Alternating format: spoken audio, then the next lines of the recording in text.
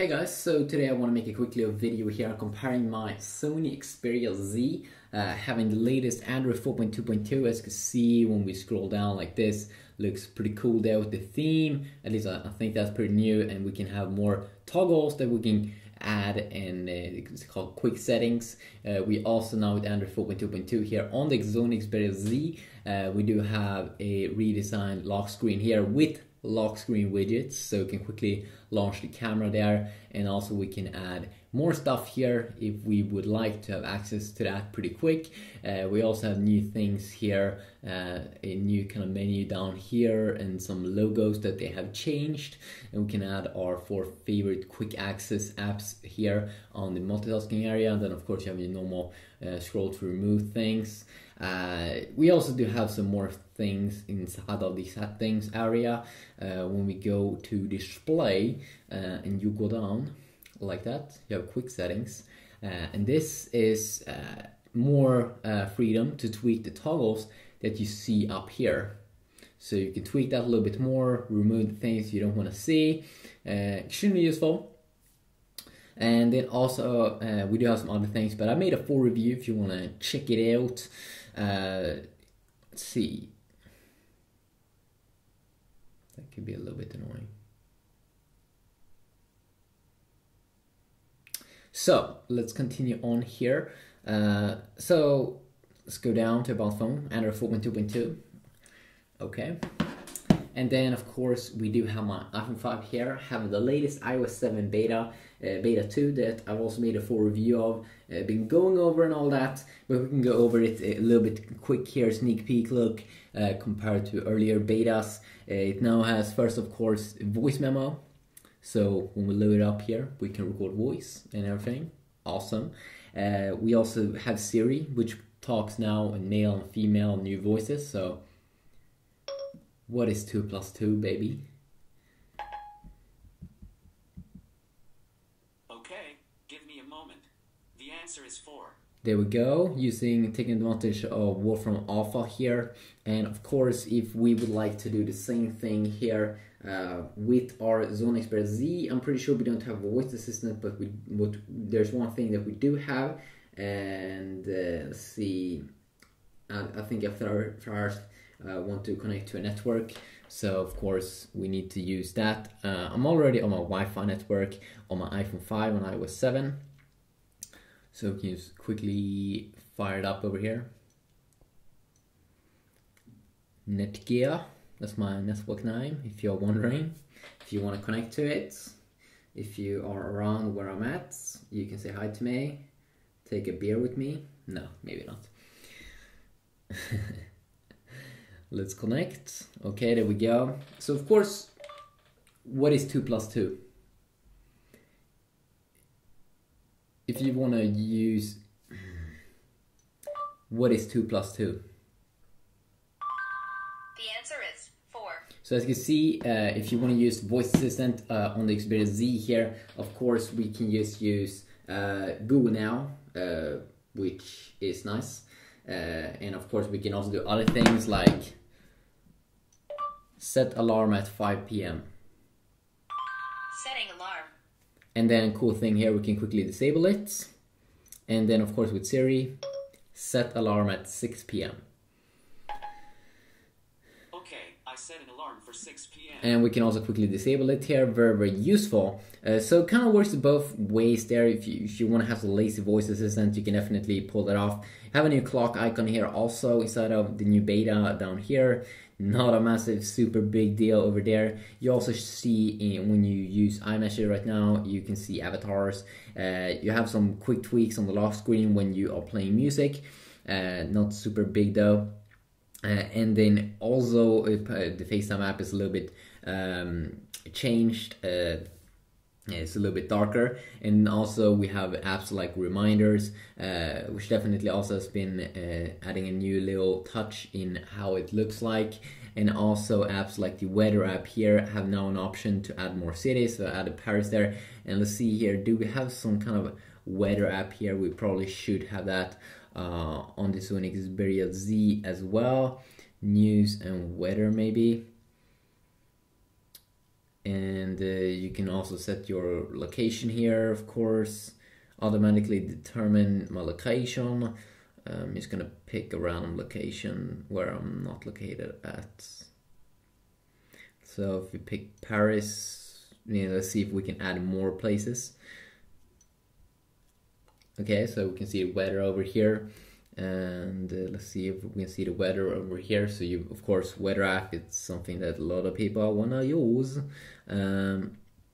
Not kind of sure though if you can add more. You probably can't add more here. You also now on the new iPhone here with the new update, of course I can do separate videos going over specific features, but in short here, especially here when we are on our home screens here, of course with the Sony Xperia Z here, we can have widgets, like cool widgets here, like a music player, like a little thing there that displays my latest pictures that I've been taking, a cool search widget, a cool clock widget, and of course you can download a ton of more from the Play Store. Now that's not something you can do on the iPhone. It's still used widgets, and Apple probably will always have it like that. But then of course, if you're coming from iOS 6, iOS 7 is a pretty cool upgrade here in terms of the UI and feel. They definitely revamped all the icons, and it could just be something temporary, but I don't think so. And then also if you want to search, it's a little bit different now. Earlier you did one swipe here to the left, now you just do one swipe down like that, and that is pretty useful. And also that you can do it on all of the home screens. A little bit more transparency here probably also in the new iOS 7 Beta 2 update, and also that it's a little bit snappier overall. Of course, if you want to search here on the Xperia Z, you should probably also use Google Now, and it should be able to find your default apps and things also, going over those. You also, of course, in iOS 7 have the new control center down here, which is fun to bring some default toggles here to the iPhone 5, like Wi-Fi airplane mode, Bluetooth mode, screen rotation mode, and definitely nice here with the brightness slider there, easy to access.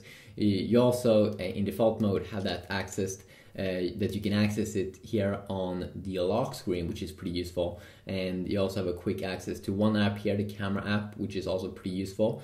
If you check it out and compare it here on the Xperia Z here, they're both very clean and both have a quick access to the camera, but you do get some more additions here on the Xperia Z here, because we can have, with the latest Android 4.2 update, we can add a quick access here to different apps. There we have the camera, but then we can also add more apps and shortcuts to that on the lock screen, so probably a little bit better there.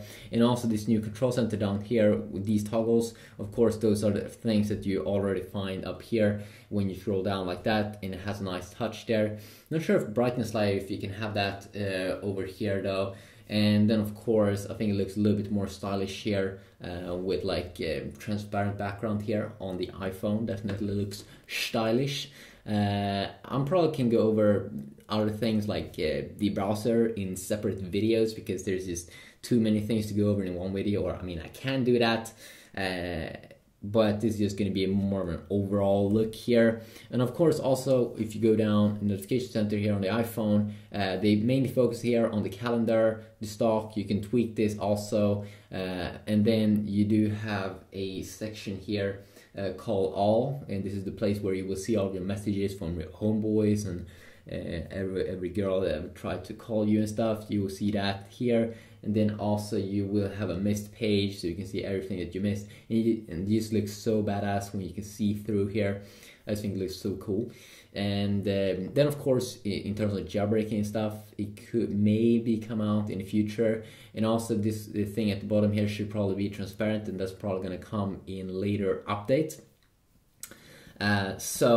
Quickly a look here. If you do ask me one thing here that is really bad with the Xperia Z here, and that Sony actually have fixed with their new Xperia Z Ultra phone, is the viewing angles on this boy is really bad when you look at it from the sides.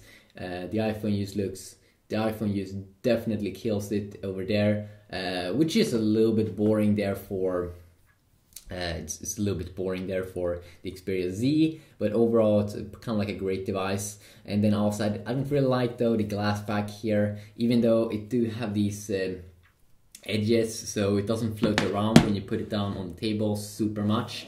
But I'm not really sure if glass back is the best material to use on a phone.